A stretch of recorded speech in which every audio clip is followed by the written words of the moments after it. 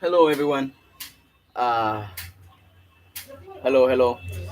For those who are here, I don't know if someone is here already, but if you're here, just go ahead and leave a message. Let me know if you're here.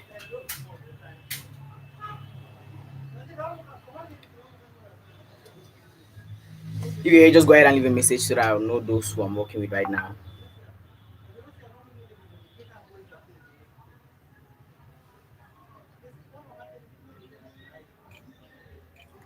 Okay. Hello, Dre. Welcome. Okay. So this is my first live video, first ever live video I've ever done, and yeah, hopefully it goes well. Okay, good. Thank you for joining. Um, so I'm quite excited about this one. I've never really done anything like this before. It's a really noisy truck. Okay, it's gone. Okay, so for those who are here already, this is going to be a Q&A session, a live Q&A session, which means question and answer. And basically, what we'll be doing is I'll be answering all your questions, all your curiosity. I'll try to satisfy all of that in this video, whether it's questions relating to me as a student, being a cinematographer, or is it questions about me as a Cameroonian YouTuber, because there are very few of us in the country. And if you are the Cameroonian YouTuber and you're watching this right now, then shout out to you. Yeah, there are very few of us in the country, and yes, I'm basically going to be answering those questions in this video. Okay, good. But before we get in, there's some questions that were already sent to me, um, and I'm just going to go ahead and look at those right now and reply to them real quick. But first, I'm going to introduce myself again once more to those who to those who somehow don't know who I am. My name is Titus AB. That's the name that I prefer to use, and I'm a Cameroonian. I studied at the College of Technology. I'm a second year student. I do software engineering. Ah, that's so much information, man. Wow, why should I give you all that information? But anyway, it's really out there.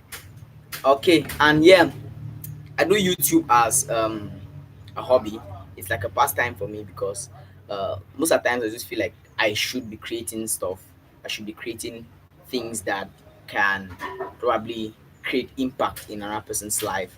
That's why through all the videos that I do, I try to portray one thing at most. I try to portray positivity. I try to portray as much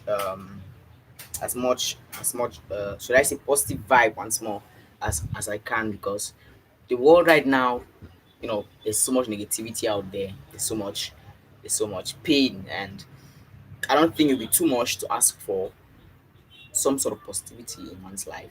And yeah, I also hope to inspire my viewers through the content that I produce. And I hope that the videos that I make actually makes meaning to people, and at least helps them in a way, you know. Yeah. So basically, that's it. All right.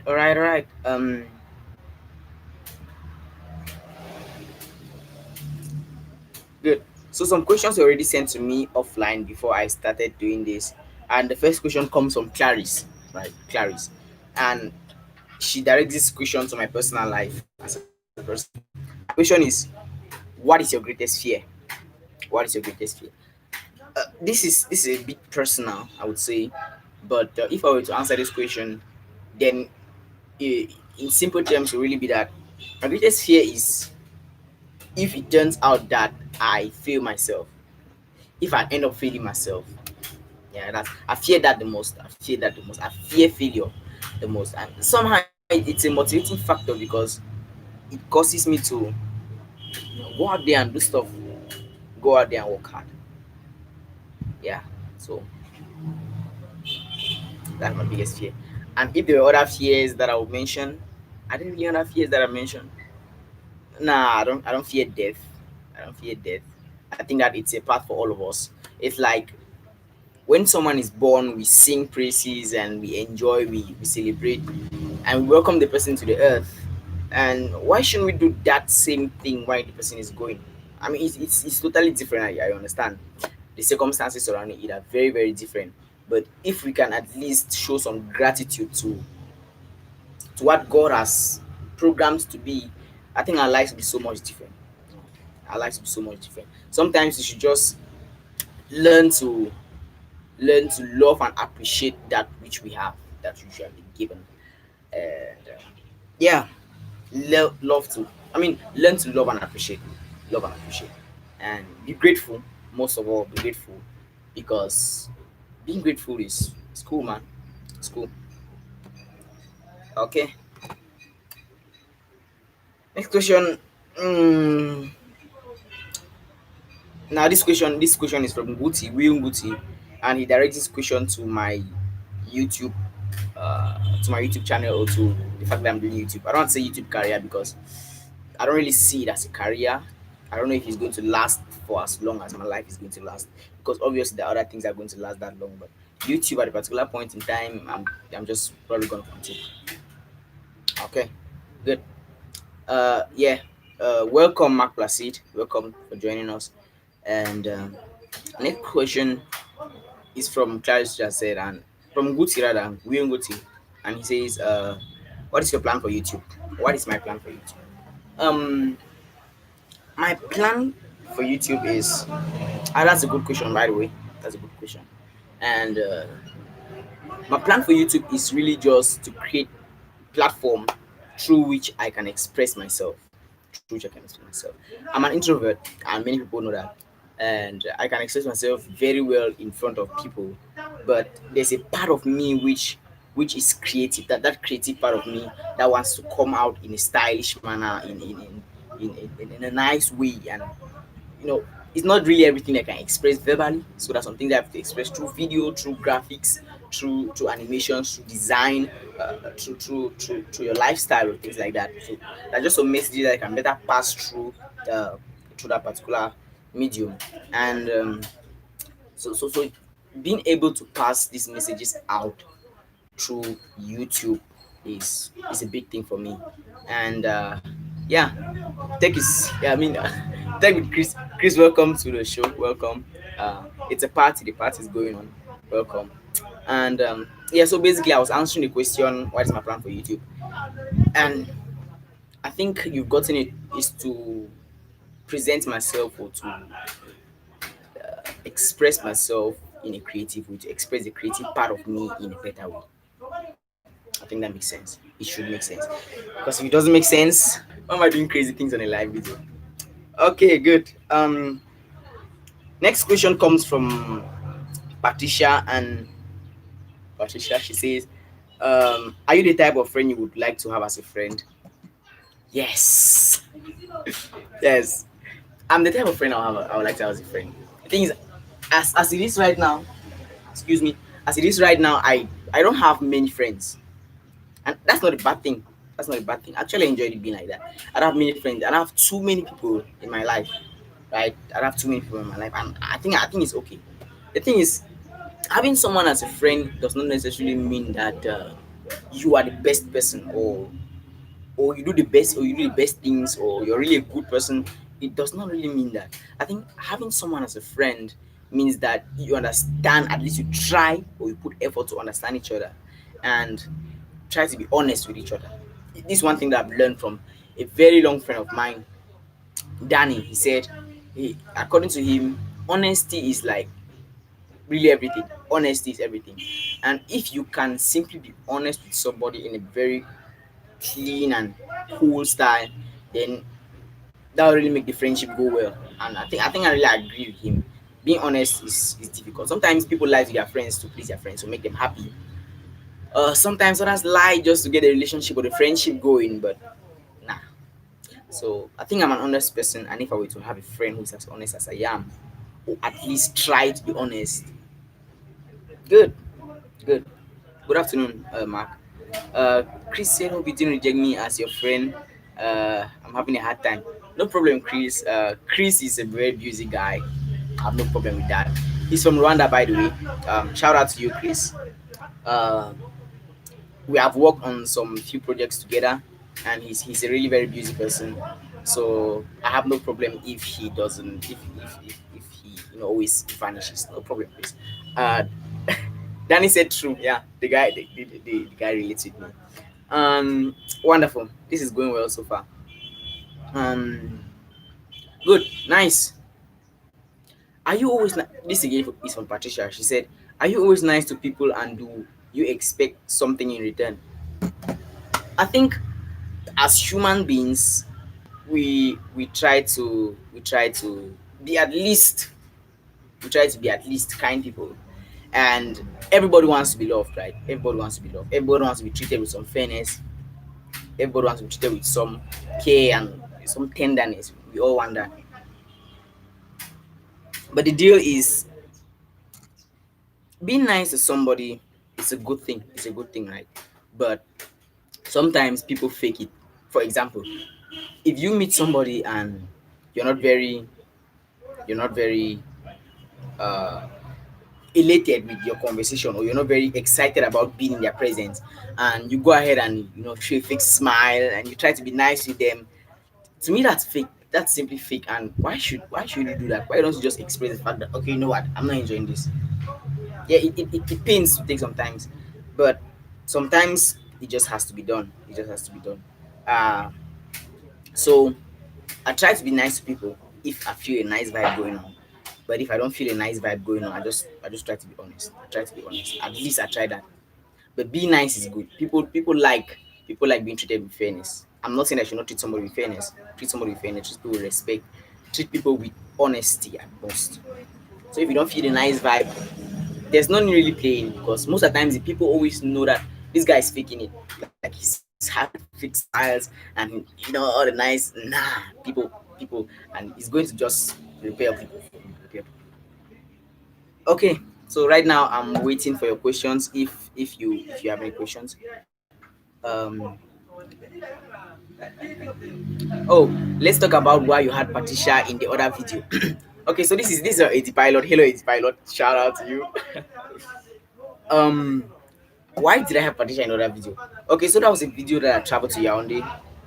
Uh, I stay in Bamenda. You know, that's where I was born. That's where I grew up. That's why I should say I stay for now. And I traveled to Yaoundé the other time to run some errands and do some things. And I decided to just go see places, because I'm a very adventurous person. Um, so I went to the lake right there, to the municipal lake in Yaoundé, and I just called Patricia to come with me. What the hell? And yes, we just went on one of those rides, and I made a video. And yeah, so that's, if you have watched the previous travel video on my channel, you're going to see that there. I don't think that was for any specific reason at all. It was just because I called her and she said, okay, cool, let's go. Mark Plasty said it could have been me, not her. Mark, how could it have been you when you're in Bamenda right now? That's crazy, man. But anyway, there's no sort of bias or whatever, or some vibe going on, because Eddie does not believe this. Okay, but anyway, that was what was going on. And okay, the question has come from Ano. I call him Dre most of the time, and he said, what keeps you going? Okay, good. This is a nice question. Fine one. High five, Dre. Okay. um what keeps me going? I think most of the times there are two main sources of motivation, right? There are two main sources of motivation. There's external and there's internal motivation, right? And most people will work based on external motivation, like factors from outside causing them to do the things that they want to do, or factors from outside causing them to do the things that they are doing, right? And most of the times it's very easy to fall in that loop. Like when people say, that's cool, keep up, keep up, you keep doing that particular thing. That's external motivation. But internal motivation is your own particular drive to keep doing the things that you want to do, regardless of the influence around you. And most of the times we don't listen to our internal motivation that much, or it is usually very small. But what keeps me going is, I think I would say, balance of both, because I've learned to listen to myself a lot. And most of the time I do things not because I I I, I so much want to do them, but most of the time because I have to do them. This is important. For example, let's say you're a student, you have to study for exams, right? Studying is important. You have to study. If you don't study, you're going to fail, right? So that's how I treat most things in my life. Most things in my life, I treat them as necessities. My YouTube channel is a necessity. My stories are a necessity. My cinematographic career is a necessity. My family is a necessity. My spiritual life is a necessity. So I don't say like, okay, what if I don't do this? No, if I don't do that, I'm just going down. So I just gotta do it. I just have to do it. But and sometimes yeah, you feel lazy and you don't want to do stuff. But when those times happen, just learn to control yourself within that particular time. You might really feel drag about something. You can postpone it a little bit and then do it, but make sure you do it. So yeah. Schneider, hello, welcome. Thank you for joining us. And hello, Yole, welcome. Uh, welcome. Thank you so much. And Mark Plus, this guy is crazy. He's planning to destroy me with some kind of funny question. What are your takes on conspiracy theories? Okay, what are your takes on conspiracy theories? I think it is difficult to actually know if that theory is a conspiracy theory. It's very difficult. Look at something like the moon landing, for example.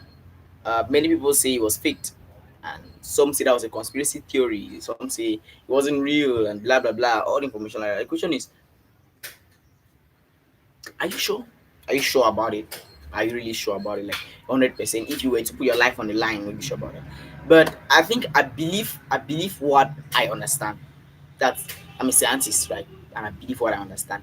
If it makes sense to me and if it is scientifically possible, provable, yes, I believe. But there are exceptions, though.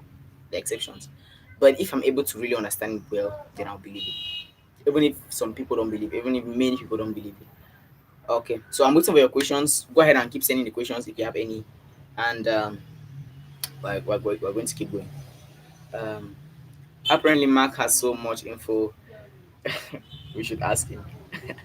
Yeah, Mark, what are your takes on conspiracy theories, man? What are your takes on conspiracy theories? Uh, yeah, so write down in the comment section below. Good. Yeah, thank you, Yole. Um, okay. Mark said I'm a tech guy and I can differentiate what is real from what is fake. That's true. That's true. Most of the times you can differentiate that, but there are some things that have exceptions. Right? There are some things that have exceptions.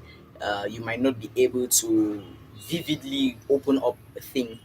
That's why some people say there's witchcraft, and a scientist will say that is science, and he explains it, and then another person says it's witchcraft. You know, people don't understand some things. They tend to say, okay, that's witchcraft, and I'm not there or whatever.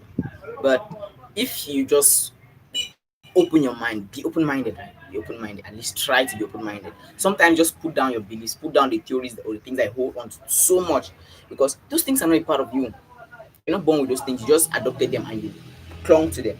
So if you can just try to be open-minded at least once in a while, um, then then you will be able to understand and benefit from other people's knowledge. Left click and see properties. What, Chris? Okay, yeah. I'm waiting for your questions. I'm waiting for your questions. Um, okay, keep the questions coming in.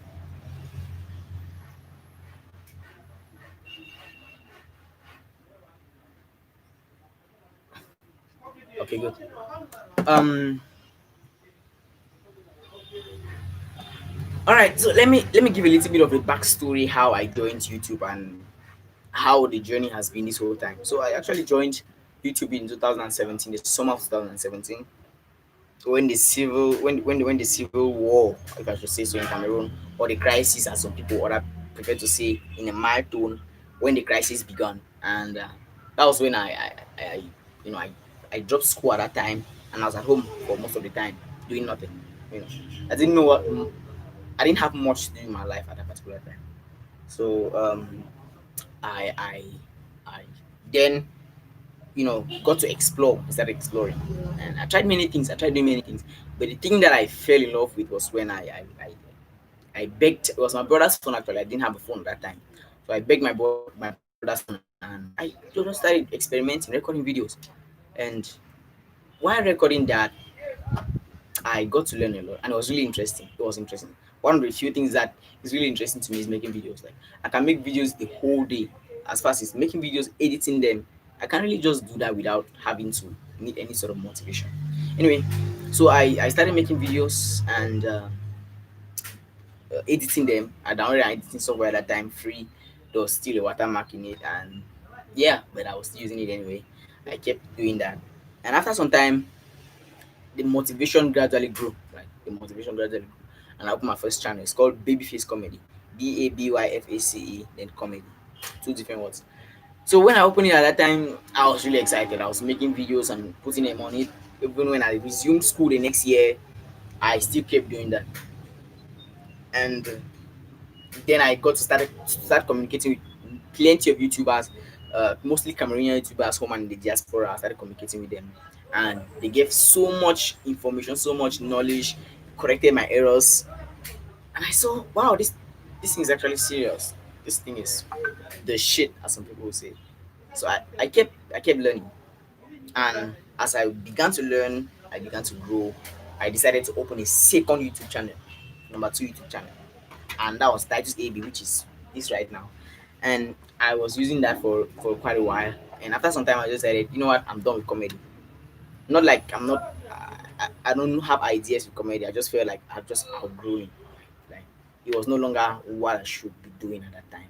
So I went into vlogging, travel, study videos, student live videos, and all those type of videos. So I went into those, and that's what I'm doing right now. So this live video is part of it. Okay, on the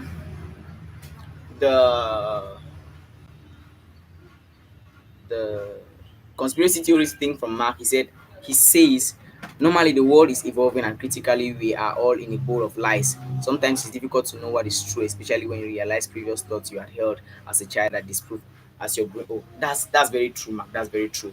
You know, there was a time I was so stupid. I think that was like when I was 9, 10. I was really stupid. I thought as a Christian, when you boarded a bike, when you bought a bike, that was a sin, like you're offending God. And you're thinking, how would I have thought that? Yes, I actually thought that. And each time my mother said she's going to take a bike, I'm like, why is this man sinning? Why does she sin? Why does she want to sin? And at that time, you pain me so much, right? You pain me so much. And that's why I agree with what Mark says. As you grow older, you discover that what you used to believe before is no longer true, right? Like the issue with religion, something that many people don't talk about, but I'm free to talk about it. See, religion is cool. Religion is cool. It has brought a lot of order to many people's lives. But at the same time, focusing on religion and not the being behind that religion, it has divided us so much, right? It has divided us so much. Like Christians not speak with Muslims, or Christians not associating with Muslims, or Christians living in constant chaos and feud with Muslims. That has caused a problem. And that I used to believe at first that as a Christian, you really have nothing to do with a Muslim. That's what I used to believe as a Christian. But after some time, as I grew, as I became, should I say, more intelligent, if that's a possibility, of course that's true. I came to know that it really doesn't matter the religion. We're all just one people. We believe in different things, and we worship different in different ways. We are all one people, so there should be no reason whatsoever why there's any feud amongst us for any reason, none. So Mark, that's a lot of information right there. Thank you so much. Okay, yeah, keep the questions coming. Keep them coming.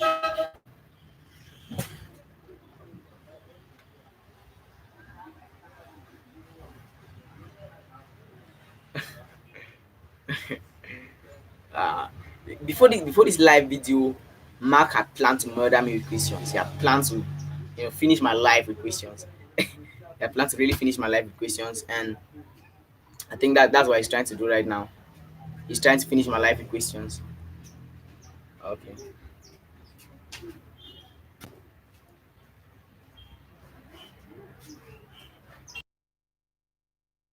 Okay, I hope you can hear me now. I hope that's better. um yeah, so he put on his status that he should murder me with questions right now. So his plan is probably to kill me. That's why it came about. Conspiracies. Anyway, that's a joke. And again, it's true, Chris. We all have different perspectives about religion, and it's something that very few people will talk about openly. Very few people. But why not just be honest about it? Anyway, thanks so much. Good. Any more questions from you guys?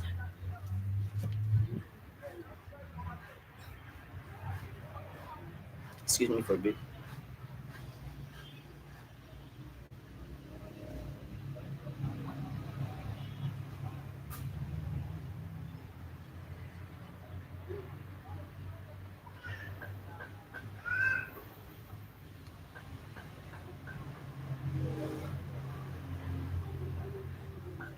Okay, nice. Okay, yeah.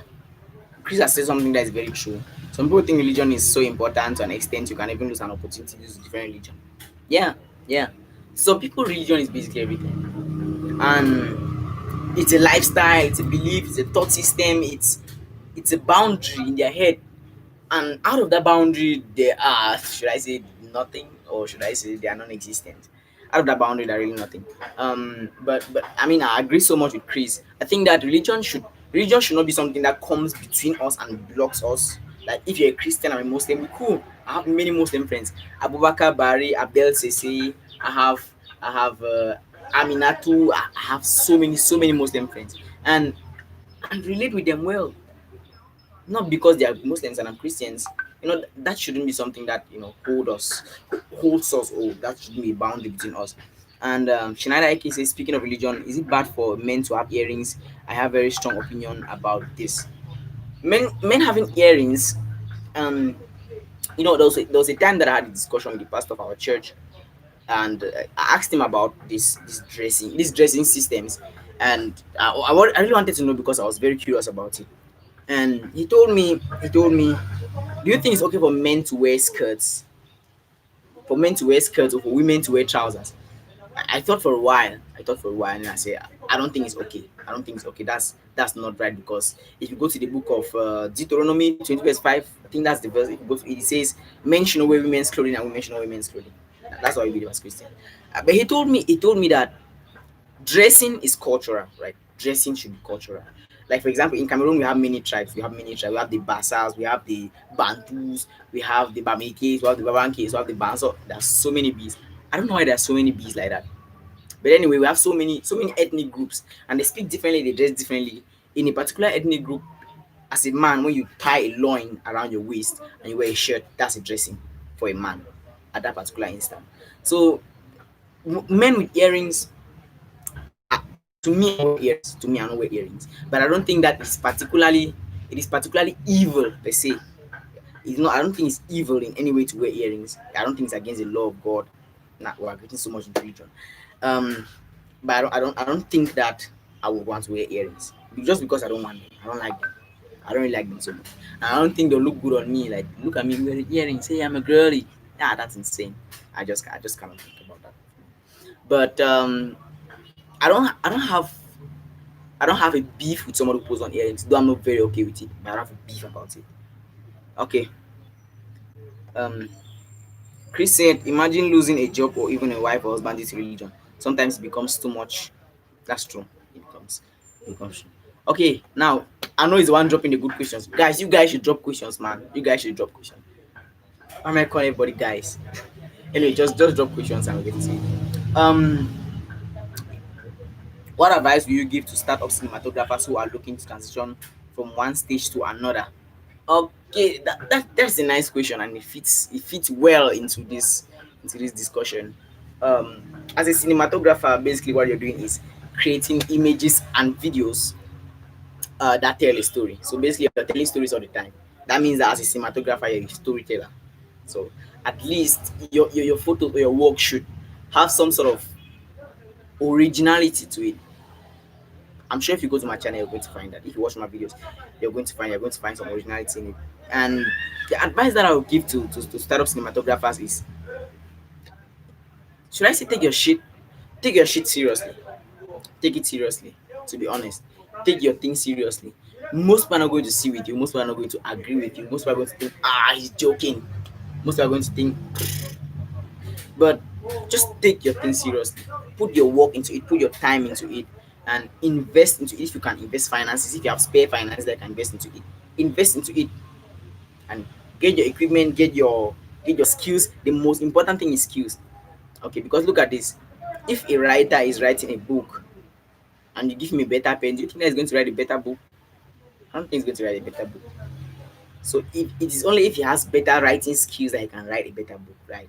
So if a writer is writing a book and you give him a better pen, it does not mean that he's going to write a better book. So your skills or what you have inside, the skill set that you possess, is more important than what you're passing out, right? I mean, what you're passing out is important, but I'm talking in terms of to you as a person. Your skill set is important, so just keep upgrading every day. So if you're a cinematographer and you want to move to another stage, you want to do something better, you want to upgrade, the advice that I'll give you is focus, study, learn, and take your things seriously. Take your things seriously. And then one more thing, which is really very important: put yourself out there. Put yourself out there. Most people, most people get the knowledge, most people get the skills, most people get the things, and then they just put it in a box, right? They just put it in a box. It's good. It's good to have those things, but you have to put yourself out there, because if you don't put yourself out there, you would really not go anywhere. You're just going to die with what you have. You're just going to die with what you have. About it. Um, he has always found a way to pick me about it, and to pick on me about it. It was not very comfortable. But after some time, I just discovered you have to learn how to manage criticisms, learn how to use it as positive energy, recycle it and then put it back out there as something really awesome. And yeah, of course, that's true. And so Patricia just came in and laughed. Anyway, by the way, um, Dre, I hope that answered the question. Thank you so much for that.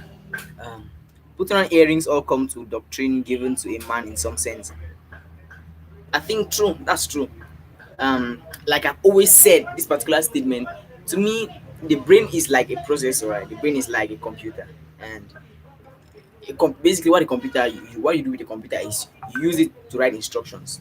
Program is all about writing instructions and code that causes the CPU to behave or to do an action in a particular way. And if you keep doing the same thing, machine learning says that the computer is going to learn learn like a person, and will be able to do what you want it to do without having told it anything. Like setting an alarm. Setting an alarm is basically hardwiring a series of habits into the computer that such that it does not forget it at all. And then at that time, it alarms or whatever it does. So the doctrine that is given to a man at home about that particular thing is going to influence how he sees it out there in the world. Like if the house is very liberal, you do whatever you want to do. No, people are going to do what they want to do. Men are going to wear earrings and stuff. But again, we all speak from our personal perspectives. We all speak from how we have been brought up in our environments and societies, and that's very true. Okay, so thank you so much for your questions. Go ahead and keep sending them down, and we'll keep replying to them. Nice.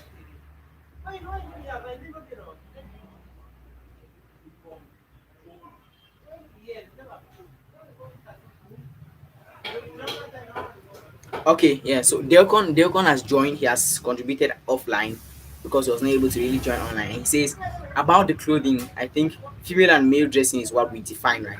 That's what he said, and that is what I said. It's about your culture, the cultural definitions.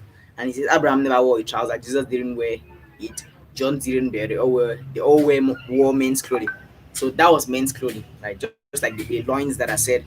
And he goes further to say, look at present day, skirts are worn by noblemen in Scotland, and it in no way looks like women's clothing because it wasn't intended for that. Delcon, that was very smart, Delcon.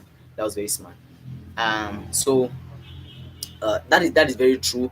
Men in Scotland wear skirts. Some men, especially those that play musical bands, you see them doing those backs with the many pipes. They wear skirts and then they dance in a funny way, which I won't go into that. Okay, yeah. So, thank you, Delcon, for joining. He could not go online and watch live, but he has been able to contribute. Thank you so much. Um, I'm waiting for your questions. I'm waiting for your questions or contributions.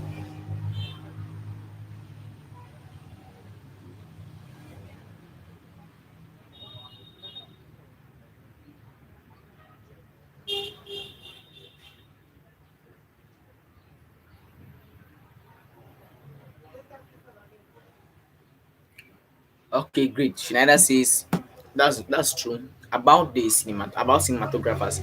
If you want to join, you have to get your skill set intact. You have to learn. That's what you have to do every day. Like, I will take me as an example. What I try to at least once in 2 days is that I watch a tutorial about how to do something, right? How to create or how to edit or how to better align your ideas as a cinematographer. I watch those videos on YouTube. I'm sure most of them are free. You can easily watch them. Go to YouTube and check them out. Uh, so I plan to at least feed my brain with information in that area, feed my brain information in that area, and just plan to keep growing, keep learning, keep exploring, make the mistakes, because mistakes are a part of learning. If you make no mistakes, then it's difficult. It's very difficult to say that you have learned, because learning comes with mistakes. At least I believe so. So good, good. You have to keep learning. You have to keep learning and keep growing.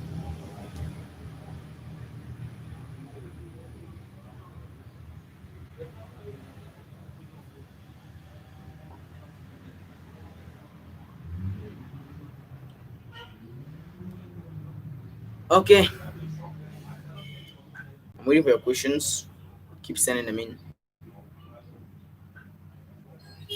Uh, yeah.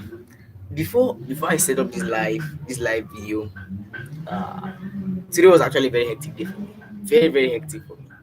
Um, it has not been easy setting up this video, but the good thing is I have been able to do it at the end of the day, and I'm happy that you guys have at least joined.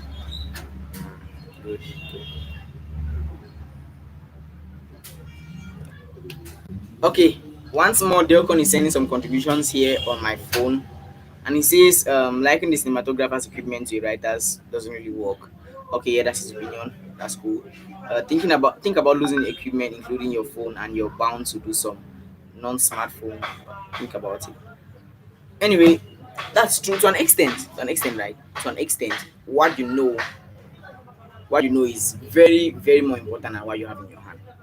Like, there's always a boundary, there's always a threshold, of course, there's always a threshold.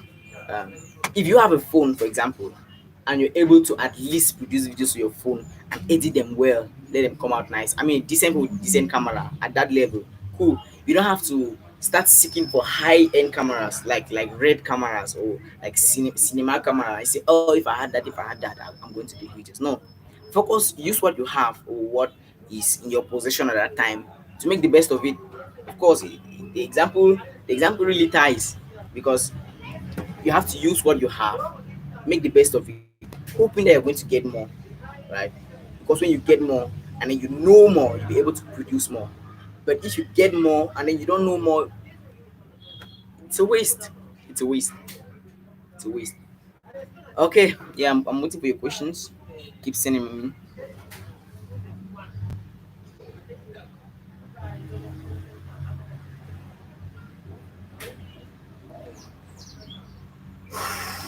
All right. Hello, Schneider. Hello, Patricia. Hello, Schneider. Hello, Patricia. Let me do a quick shout out now to everyone. Shout out to you, Chris. Shout out to you, Ano. Shout out to you, Eddie. Shout out to you, Danny. Danny join. Shout out to you, Mark. Shout out to you, Schneider AK. Shout out to you. Who else? Who else? Ah, I think that's all. Very small number here. Okay, good.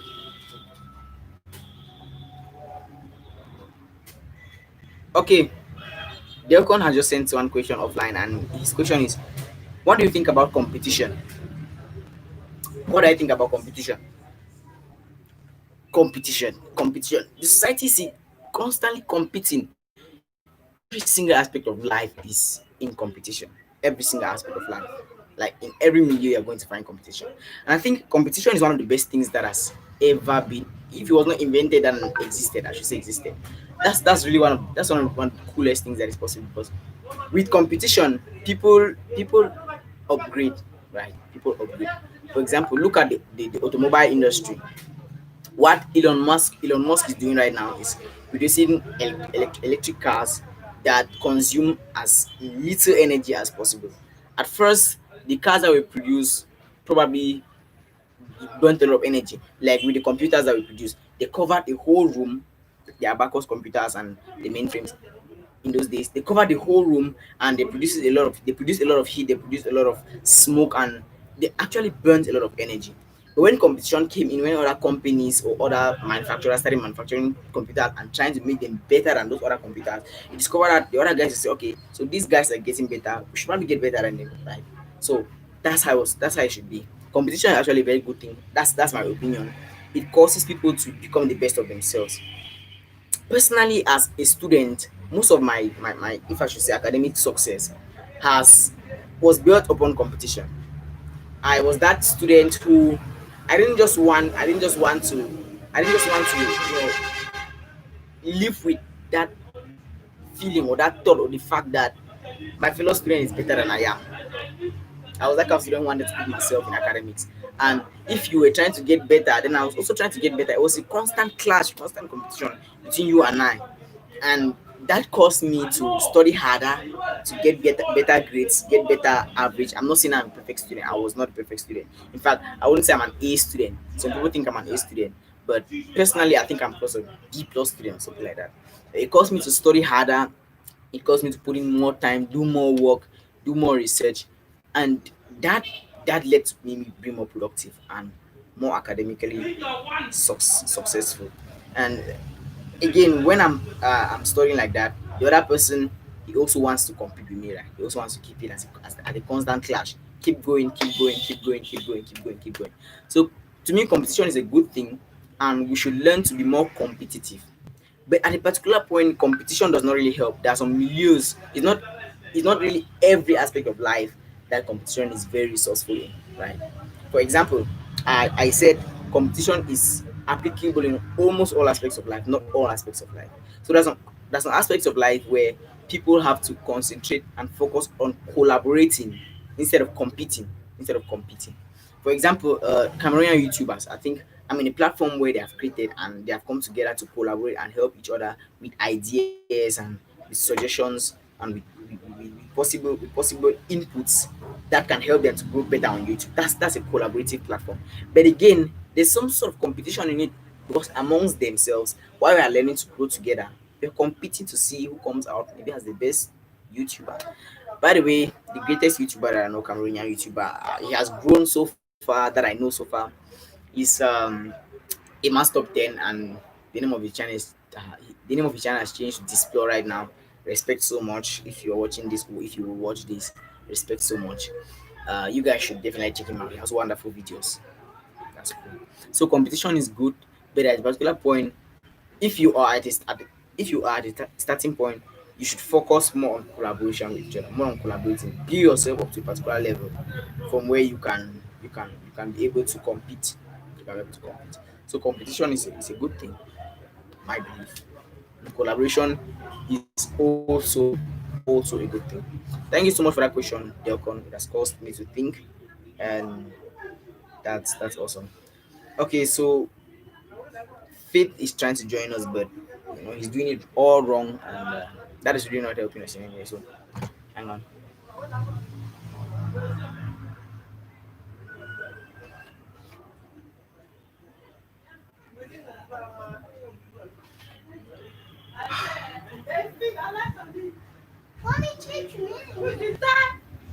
Okay. I swear to God, I was thinking of you just 2 hours. You should know up to 2 hours. Then where is this child? Don't know me like this. You don't know me. What? Okay. That was a brief interruption right there. Okay, wonderful, That's wonderful, it. wonderful. Yeah. What's up? Come, come. Ah. By the way, this is not my daughter. Yeah, go to dance. Go to dance. Okay, good. So we are once more receiving questions. If you have any questions or contributions, this live is going to end in about 6 minutes. In about 6 minutes. So if there are any more questions that you have, please drop them right now and let us trash them before we end this live video. By the way, for those who have been here since the beginning, thank you so much. Thank you so much for your collaborations. Thank you for your contributions. We appreciate them so much, and we hope that you will keep joining us for future live videos. Anyway, if you have any questions, set them down.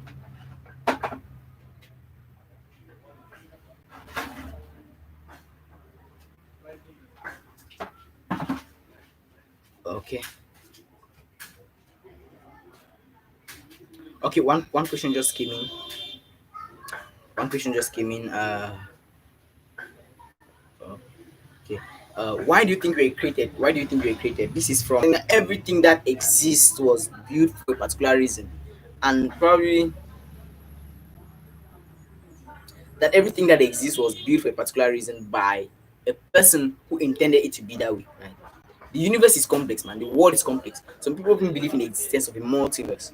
To an extent, I have some truth, right? But everything that exists existed for a reason, and I believe that I was created for a particular purpose.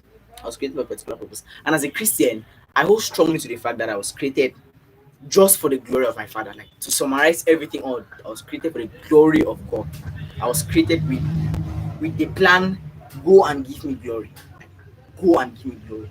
Whatever you do, whatever your activities are, whatever your life is all about, it should all point towards you give me glory. If it is you becoming a better person, give me. And I also strongly to this fact that humans should learn to understand their purpose, because if you don't understand the reason why you were created, it is difficult to be honest. It's difficult to be honest. But the Bible has told us, if you don't understand the reason why you were created, then basically you spend a lot of your life in waste, if I should say so, because you'll be like, why am I here?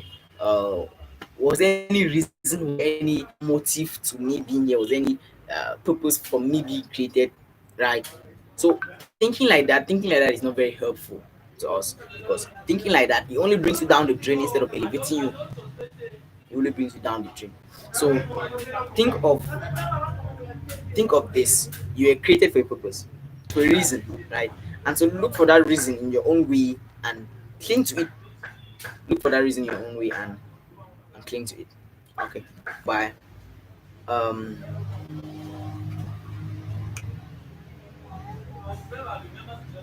Okay. The question has been sent in. What has been my biggest challenge running YouTube? What has been my biggest challenge running YouTube? Ah, yeah, that is a very good question. That's a very good question. My biggest challenge running YouTube so far has been the fact that it's slow. Honestly, it's slow. You work on a video for what, 5 days, you shoot a video. I think 5 days is a little bit too much, but that was exaggeration for a reason. You shoot a video, you edit that video, you put in so much time into editing that video, which you have first of all planned in pre-production. You've planned that video out in production, you have shot that video in production, you're editing that video now in post-production, and you've put in so much work and so much time into it. And after doing all that work and putting in all that time, maybe after let's say after 1 week, you have like 5 views on the video. That sometimes that some videos really get bad. Some videos really get bad. And after 1 week, you have like 5 views on the video. How That's not really very encouraging, to be honest. That's not really very encouraging, and it causes people to want to stop. And it has caused me several times to think about stopping, but I'm not sure about that, because it's a challenge and it only gets better from there. So my biggest challenge on YouTube has been really getting milestones, and it being slow sometimes to get those milestones. Okay, thank you so much, Faven, for that question.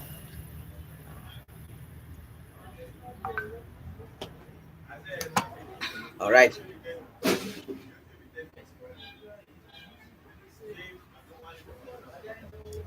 Um, they're going to have some questions, some problems contributing live, but there's no problem. You can always, if you're watching live and you find it difficult sending questions to me by some reason which I don't understand, you should just send them to me on WhatsApp or on Facebook, and I'm going to look at it. Okay, so all right. Yes, yes, yes.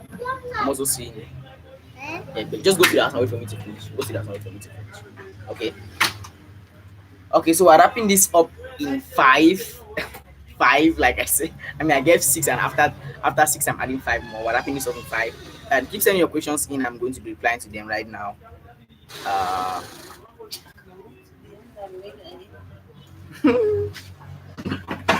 I'm messing up my life with you. um,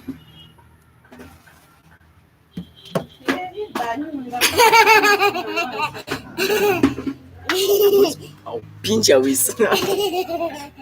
Okay, okay. Stop disturbing now. Tell me, tell me. You want to be? Hey, She's at home. I thought I'm serious. I thought I was 2 hours ago. Then, as I thought of you, I just started writing her. I was expecting that she should reply. Let me tell her that she's saying that she's coming. Jonah, around 2 o'clock, 2:20 something. Okay, it seems there are no longer contributions, so we're going to go ahead and end this live video. Thank you all for those of you who have been watching from the beginning. Thank you so much for contributing in this experience. It was wonderful. It was better than I, thought for it to be, and I appreciate all of that. Thank you so much. This was Titus AB, your first live video, and I hope I answered your questions, satisfied at least your curiosities, and have a nice day. Usually when I edit videos and I say have a nice day, when I finish doing this, I cut it and then I put a nice ending to it. But right now the family is here and they are making no noise. So once more, have a nice day.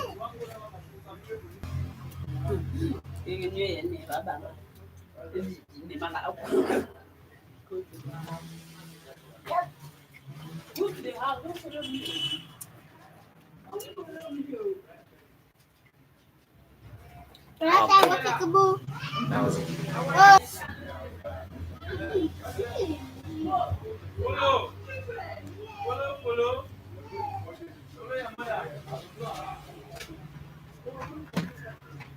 All right.